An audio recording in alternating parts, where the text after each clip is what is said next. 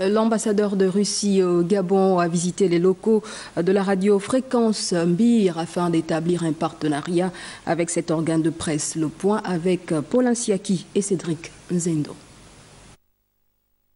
Premier instrument de conscientisation, d'information et de divertissement, la radio, malgré les innovations technologiques, captive et intéresse toujours les auditeurs et autres spécialistes du domaine. Le cas probant est celui de l'ambassade de la Fédération de Russie qui, fort du champ d'action de Radio Fréquence Mbir, envisage d'établir une connexion entre la dite station privée et Radio Moscou International. Nous avons le plaisir de visiter ici, à Libreville, des masses médias gabonaises qui puissent être des partenaires très intéressants pour les masses médias russes.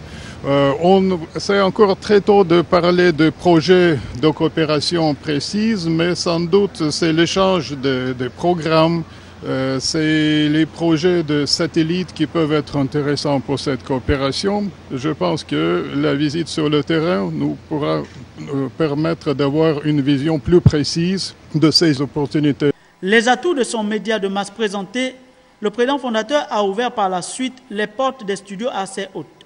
Le temps d'une visite guidée et d'un passage en direct. Nous aurons des échanges fructueux avec les responsables de la radio. Autant d'initiatives pour consolider le partenariat. L'homme ne devait pas être bloqué. Le prochain, ce n'est pas seulement vous qui êtes à mes côtés. Le prochain, c'est tout humain. Et justement, à partir de cela, nous pouvons apporter quelque chose dans l'apport de la paix. Parce que la chose primordiale, c'est la paix. Nous ne pouvons pas avoir de paix si nous ne comprenons pas. Or, si nous commençons à apprendre la langue russe, quand les gens vont là-bas, les enfants, quand ils vont revenir, nous saurons facilement ce que c'est que la Russie.